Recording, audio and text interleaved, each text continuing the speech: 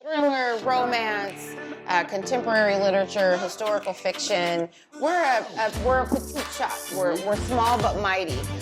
And so everything has been curated by me and our bookstore manager, as well as the bookseller that we have on staff. And we tirelessly go through books. On this table, I have new releases. So I wanted to point out a new release that's so special. Survival is a Promise, The Eternal Life of Audre Lorde by Alexis Pauline Gumbs. Nice. This book is beautiful. We are so fortunate to have Book Tour to do an event here in October. Right now, I'm reading This Great Hemisphere. I'm about halfway through, and it is just a dynamite read. We also have books that we're just really excited about, books that we love. James by Percival Everett. I also am in love with this collection of African tales. This is a children's story collection. I love it. We also really want to reach into kids, but really instill a passion for reading. So I want to capture them as early as possible. So we have lots of incredible board books. These are great for kids who are probably under 4. But this collection that I have recently, they are about different countries. So we have India and Japan, Colombia, Mexico, Kenya, Ethiopia. When I was a kid, nothing like this existed. We also support local authors. My best-selling children's book since I opened the store is by Maria McLeod. She wrote Cash's Hats. Cash is her great. You have it, right? Yeah. This is a great book. It's so good. This is like in heavy rotation in our household. Yes. This is a fantastic book, and I love all of these. I mean, what an amazing collection! First of all, the board books. My son figured out a way. He would actually eat them. Yeah. But that's what we want, right? Yes. We want people to consume literature. Absolutely. Ideally, not for the fiber. Right. But I love this. I mean, that looks like an amazing book. I'm taking that one home. Yes. Celestina, the astronaut ballerina. Yeah, Celestina is super silly, and I love that. I love providing stories that don't necessarily focus on trauma or whatever it is. Sometimes we just want to be silly, and we are. Black folks, we're funny. Yeah. Listen, I'm funny. Yes, we're funny. So Celestina, the astronaut ballerina, she's super silly. Love her. But we also have books, Hannah's Hundreds of Hijabs. And this book is Rostam's Picture Day Pustine, about an Indian boy embracing his heritage. I love it. Baba, What Does My Name Mean? This is a book about Palestine.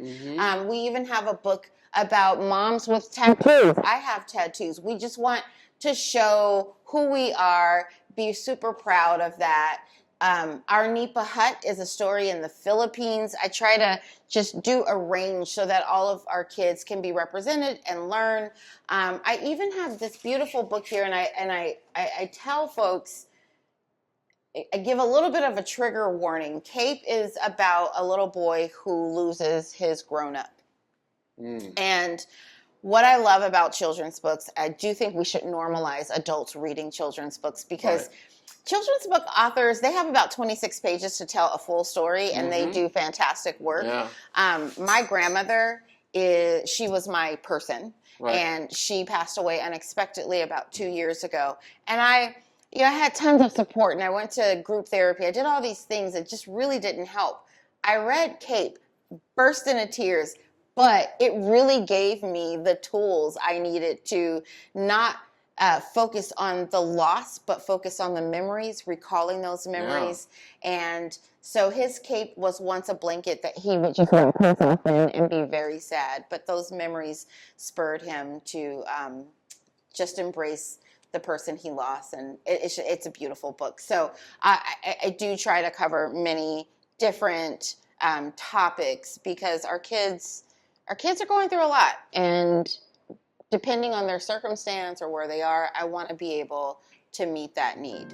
So I have to tell you, my Octavia Butler shelf is always in a state of repair and disarray because I sell so many Octavia Butler books. I love it. And that is my goal. Truly, is just for everyone to know the works of Octavia Butler. So follow me. But before we head over there, I just want to show you this picture in the middle. This is a proclamation by the city of Pasadena. It was presented to me on June 22nd. Pasadena has proclaimed June 22nd to be Octavia E. Butler Day. Nice. Right beside that picture, the proclamation, there are two pictures of her that I had created at Octavia Lab at the downtown public library, nice. Which is a lab, a maker's lab, but it's named and dedicated for Octavia Butler. I am also in very close relationships with Octavia E. Butler Magnet School. Their librarian, Natalie Daly, is an incredible advocate for Octavia Butler. Those kids, they come here and shop. We have been able to raise 312 books to give, sci-fi books to give to those kids for free. And so if you see here, Octavia Estelle Butler, fantasy, sci-fi, and picture books and board books, but Miss Butler has her own space. And this is what her shelf looks like after a weekend. Nice. So we'll say on Fridays, we're fully stocked with every book about her and every book by her, with the exception of Survivors, because that book is not around. I did find it for $2,000. So.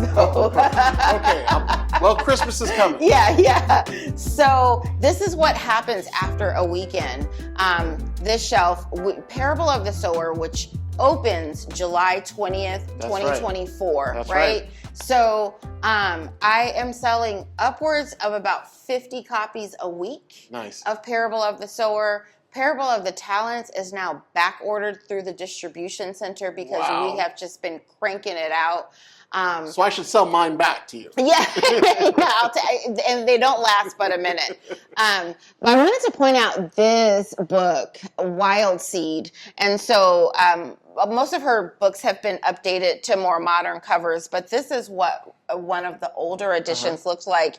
And this is so special to me because a customer was actually at an estate sale and she found this and she picked it up for me. I do have some first editions that I just don't bring here because they're too precious. But we also have A Handful of Earth, A Handful of Sky, The World of Octavia Butler, written by local Linnell George. She lives right around the corner. She has done an incredible job detailing her life. We also are in partnership with the city of Pasadena. We have an Octavia E. Butler Sci-Fi Book Club. Nice.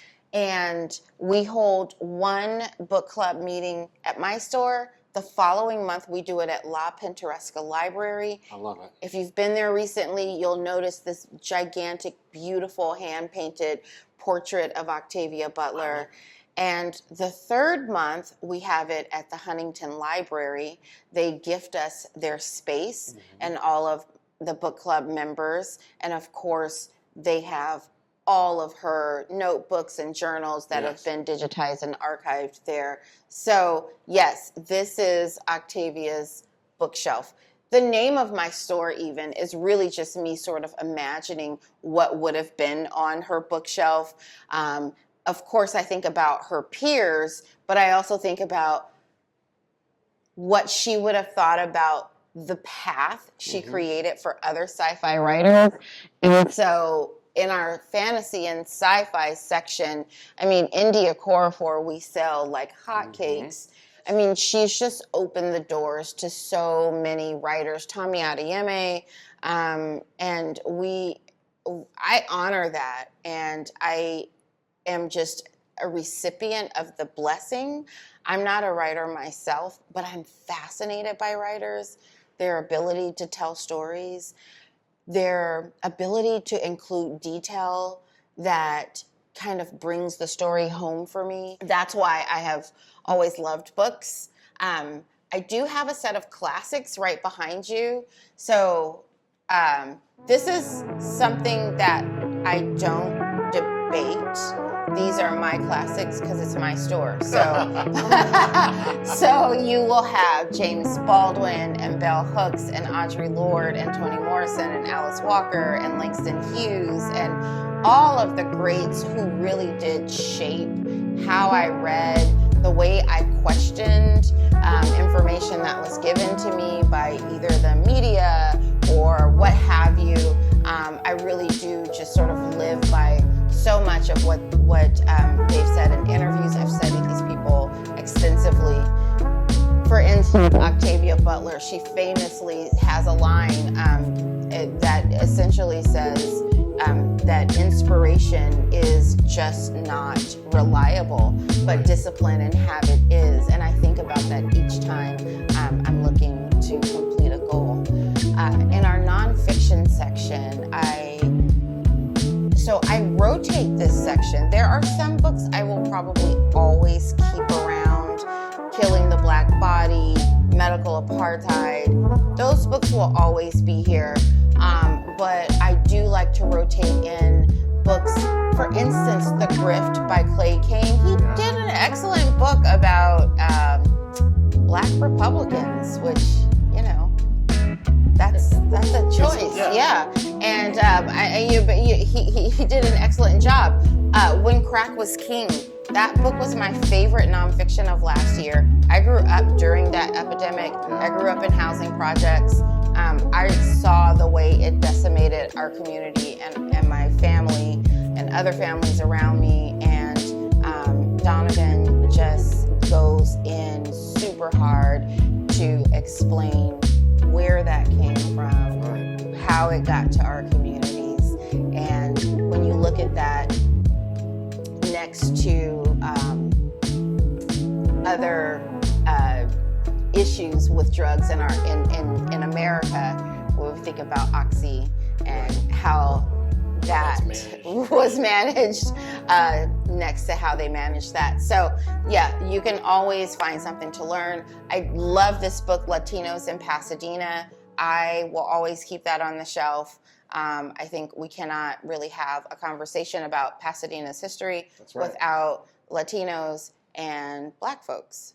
Beyond that, I have a few autobiographies or memoirs. We have a little bit of poetry. We have a few cookbooks. We have self-care and spirituality. Right now, my favorite is Black Liturgies by Cole Arthur Riley. Nice. She's incredible. It's a collection of meditations and poems. Doesn't matter which page I open, it just speaks to me. Working the Roots, really talking about African American healing and what we were able to take from our home country and mesh with what we had available to us here in the U.S. and how we used those herbs to heal ourselves. We didn't have the benefit of medical care. So again, those titles sort of go in and out. I do what I think folks really would be interested in. Another book that I will always keep, though, is Braiding Sweetgrass. This book was actually just used along with Parable of the Sower by Kaiser Permanente's medical school. Really? They did a whole module on climate change and how physicians will have to meet the needs of patients, you know, in the after times. And so I was so fortunate. They purchased the books from me. Wonderful. And I actually went there to do a talk with them as well. We have graphic novels. My favorites right now, because they're just silly. It's about a girl named Huda, and of course, who the F cares? Who the F are you? I love it. So we have some really silly ones. We also have some more serious subjects. We have a little bit of everything, but I do love it when folks come in and then they just pull a few books and maybe head over to the seating area to flip through them and find something that catches their eye. Oh, and I don't want to forget about the group that still just confuses me to this day. I feel like I have the babies on lock. I have the older kids on lock.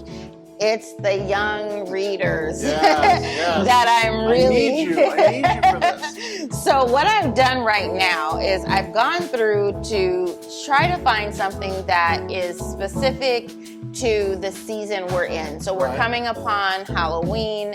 I found this really cute chapter book called The Creeping of Dogwood House. And then I found a couple of other titles. This one is a graphic novel called We Are Big Time.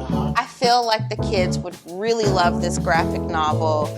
I also brought in, on the spookiness, this book here that the kids seem to really enjoy. And then Justina Ireland, who wrote Dread Nation, she does a lot of fantasy. She just did this cute one. It's called Tales from Cabin 23, The Boo Hag Flex. Nice. And it's just the sweetest, funniest, you know, cozy, spooky chapter book for emerging readers. So I have the books. I need to get those kids in here because I think that that is the time, or that's the age that we really need I love it. Well, yeah. I love that because, you know, we're always challenged to find things that are, you know, our son, you know, has passed a lot of these books. So it's wonderful that you're doing this because that is actually the biggest challenge. What do we do with the 9, the 10-year-olds, 11-year-olds?